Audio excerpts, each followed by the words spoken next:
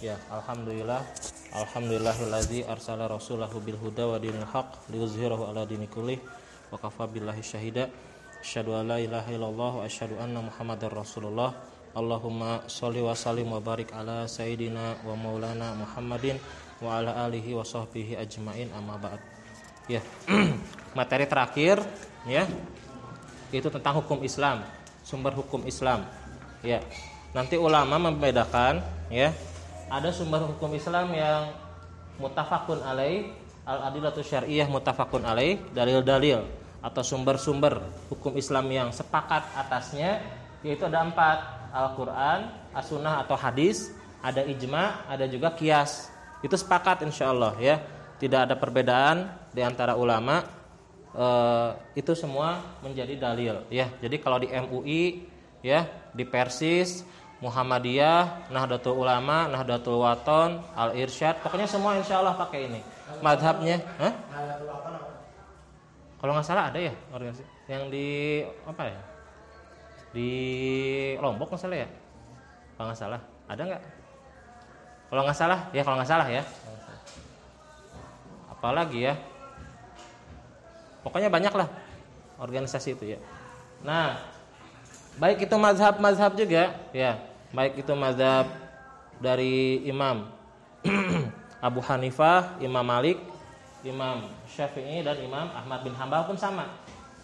Ya, secara metodologi 4 hal ini pasti disepakati akan dipakai, digunakan dalam memutuskan satu buah hukum perkara, baik itu ibadah, muamalah dan yang lain-lainnya. Ya. Sedangkan sisanya ini yang banyak ya, ini diperselisihkan. Ya. Contohnya ijma ya, kesepakatan khulafaur rasyidin. Jadi bukan kesepakatan semuanya. Jadi kalau ijma ini adalah ijma kesepakatan ulama, seluruh ulama yang ada di muka bumi ini ya. Terus kalau sahabat ya, perkataan sahabat, apakah itu bisa menjadi sumber hukum Islam? Itu pun juga ada yang mengatakan bisa, ada yang mengatakan tidak. Terus ijma'u ahlil Madinah ya, ijma'nya hanya ini saja, Ahlul Madinah saja ya, orang yang tinggal di Madinah atau orang Kufah atau amal perbuatan kebiasaan orang Madinah. Terus syar'u man qablana, syar'u man qablana itu adalah syariat sebelum kita. Jadi kan agama yang Allah turunkan itu atau dikatakan apa, agama samawi, agama langit ya, apa namanya, Yahudi, Nasrani, apalagi ya, pokoknya agama-agama sebelumnya, apakah itu bisa menjadi syariat kita apa tidak? Ada yang mengatakan itu ya, syar'u man qablana, jadi syariat sebelum kita itu bisa menjadi syariat juga. Tapi nanti ada kekhususannya gimana ya, itu dibahas di kitab-kitab usul fikih ya. Terus ada masalah itu mursalah, ini mah kemaslahatan umum. Syadzuz dzara'i itu mencegah ya.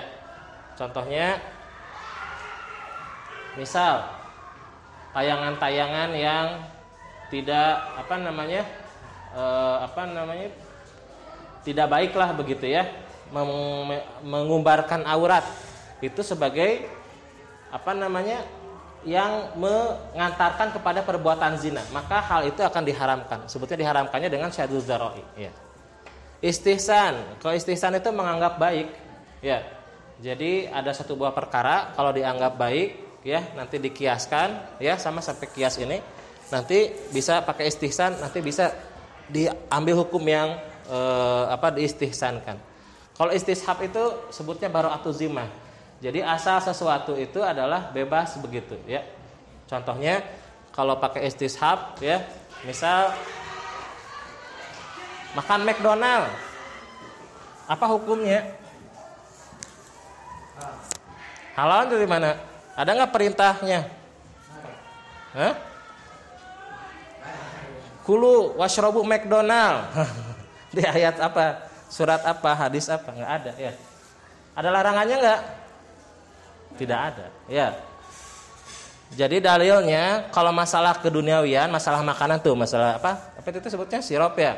Ada nggak dalil suruh minum sirup? Nggak ada ya. Nah, dalil umumnya adalah wallazi khalaqalakum ma fil ardi apa? jami'a. Dialah Allah yang menciptakan semua yang ada di muka bumi. Jadi pada asalnya semua itu diciptakan bagi manusia. Kecuali kalau ada dalil haramnya. Hurrimat alaikum apa? Surat Al-Maidah. Al-Maitatu terus wadam tuh. Tuh laham khinzir ya, daging babi. Nah, kecuali ada dalil itu, maka itu menjadi haram ya. Tapi asalnya itu adalah bebas begitu. Terus al-urf itu kebiasaan adat. Misal ya biasanya di sini kan kalau misalnya di fikih itu ijab qabul itu dalam jual beli ada ijab qabul ya. Saya terima uangnya, saya berikan uangnya, terus saya terima uangnya, sah baru ijab qabul salam gitu. Tapi sebetulnya kalau misalnya kebiasaannya ya kayak kalian tadi pakai salam dulu nggak atau apa? Nih saya berikan uang untuk segelas Thai tea 5.000, saya terima, nggak kan? Nah itu karena sudah kebiasaan. Jadi ijab kabulnya berupa kebiasaan saja gitu. Al-adah kebiasaan ya. Urf atau adah itu kebiasaan. Ya itu semua diperselisihkan. Nah pertama kita akan bahas tentang Al-Quran. Kalau Al-Quran ya kita sudah bahas itu di kitab Ulumul Quran ya. Nah pengertiannya apa silahkan bisa dibaca di sini. Insya Allah nanti keluar di ujian ya. Coba secara bahasanya, secara istilahnya coba dipelajari. Terus fungsinya di sini apa? Pedoman, petunjuk bagi manusia, mukjizat Nabi Shallallahu Alaihi Wasallam, pembeda yang hak dan yang batil.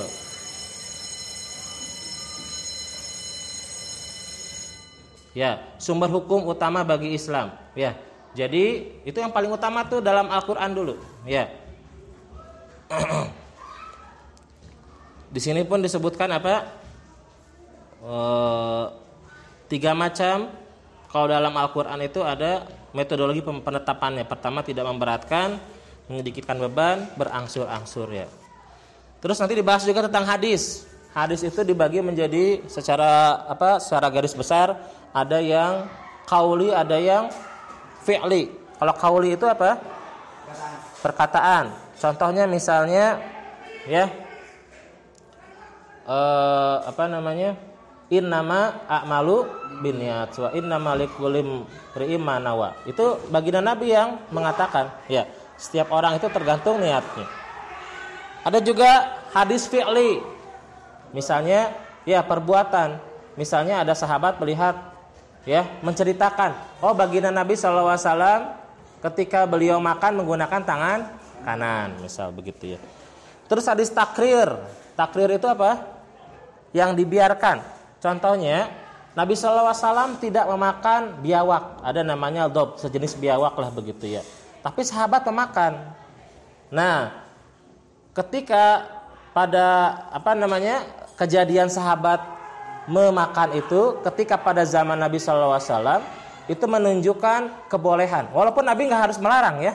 Pokoknya kalau yang terjadi di zaman Nabi itu dan dibolehkan, maksudnya tidak dilarang, itu dianggapnya halal, ya, dianggapnya halal. Karena kenapa? Kalau misalnya ada kesalahan, selama ada baginda Nabi SAW, sekali lagi ya, misalnya ada kesalahan, kezaliman, kemaksiatan, dan baginda Nabi masih ada, itu pasti ditegur oleh Allah Subhanahu Wa Taala. Makanya oleh ulama ditetapkan apa yang dilakukan oleh sahabat, ya, sedangkan baginda Nabi masih hidup, begitu ya.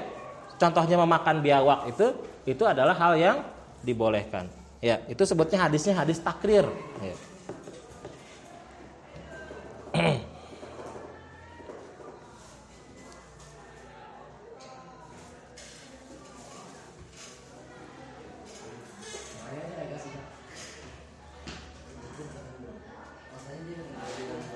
Oh ya, di sini daging biawak ya. Di sini ada contohnya, silakan baca saja ya di hadisnya sini.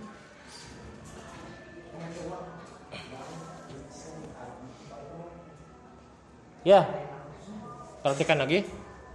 Bedanya kalau hadis sama Al-Quran, kalau hadis itu semuanya, kalau Al-Quran itu semuanya diterima.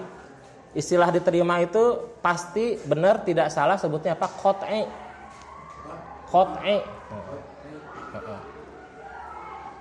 ya, sebutnya qat'i.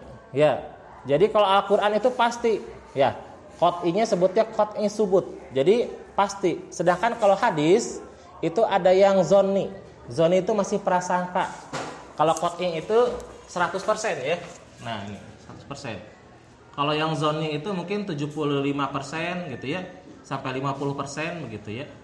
80 atau ya. Ini 90% itu qat'i lah ya. Berarti kalau dinisbatkan ya 7 berapa ini? 90 ya berarti ya. 89 sampai 50 ini apa? Zonni ya. Ini apa? Qat'i gitu sih. Ya. Ini pasti.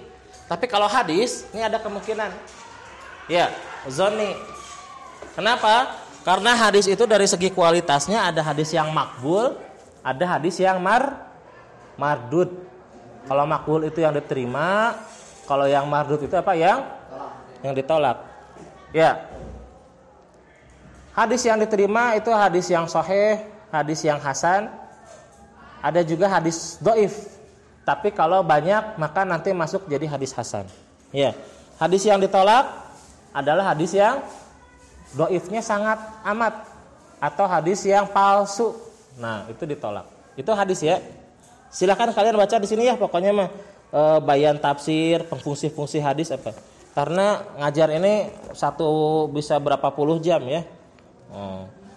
Ijma silakan baca artinya, kias apa, urf apa ya, silakan di sini. Insyaallah nanti keluar. Silakan, ada pertanyaan enggak? Enggak ada. Ya, kalau tidak ada silakan dibaca-baca itunya, bukunya ya, soalnya silakan bisa dikerjakan. Jadi nanti soal kalau kalian kurang nilainya ya, tidak usah remedial, tinggal kalian bawa soal yang sudah dikerjakan dari 3 bab yang sudah diperintahkan ya. Bab tentang pertama jujur, ya gitu ya.